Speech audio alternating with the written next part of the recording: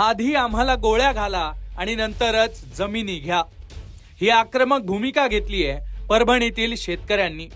शक्तीपीठ महामार्गाच्या जमीन मोजणीला विरोध करणाऱ्या शेतकऱ्यांची पोलिसांकडून धरपकड करण्यात आली, तेव्हा हा सगळा गोंधळ झालाय। यावेळी पोलीस आणि शेतकऱ्यांमध्ये नेमकं काय घडलंय सविस्तर जाणून घेऊ।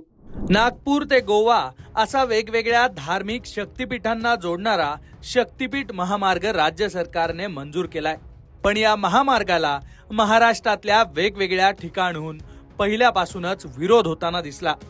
याच महामार्गासाठी परभणीत 20 तारखेला जमीन मोजणी होणार होती।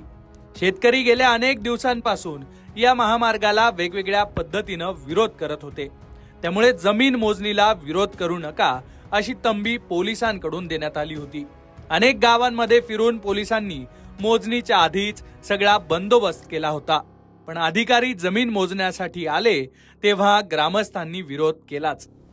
तेव्हा पोलीस आणि शेतकऱ्यांमध्ये चांगलाच राडा झाल्याचं पाहायला मिळालं। यावेळी तिथे उपस्थित महिलांनी सुद्धा विरोध केला।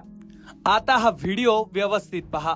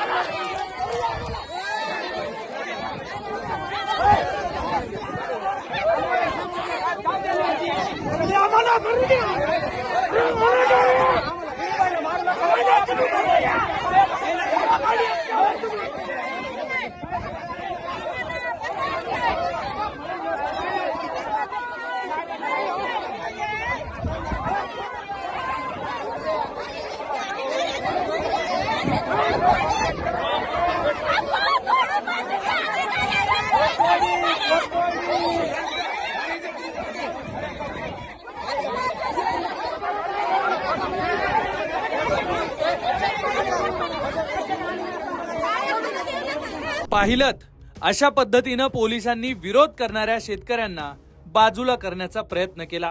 विशेष म्हणजे मोजणीसाठी विरोध करू नका असं म्हणत पोलिसांनी रात्री बेरात्री गावांमध्ये जाऊन काही जणांना नोटिसा बजावल्याची सुद्धा माहिती आहे। प्रशासन एवढ्यावरच थांबलं नाही तर शक्तीपीठ महामार्गाच्या विरोधात आंदोलन करणाऱ्यांना मध्यरात्रीपासून ताब्यातही घेतल्याची माहिती आहे। पण दुसरीकडे शासन दडपशाही करत असल्याचा आरोप करत शेतकरी एकवटले। आम्हाला गोळ्या घाला आणि मगच आमच्या जमिनी घ्या असा पवित्रा आता शेतकऱ्यांनी उचललाय। बरे यामध्ये महिला शेतकरी सुद्धा मागे नव्हत्या, त्यामुळे शक्तीपीठ महामार्गाची मोजणी कशी होणार हे पाहणं महत्त्वाचं असणार आहे। शेतकऱ्यांच्या या विरोधानंतर सरकार आपल्या भूमिकेवर ठाम राहणार की चर्चेतून तोडगा सुटणार यावर आपलं लक्ष असणार आहे। परभणीहून अनंत साळीसह ब्युरो रिपोर्ट, लोकमत।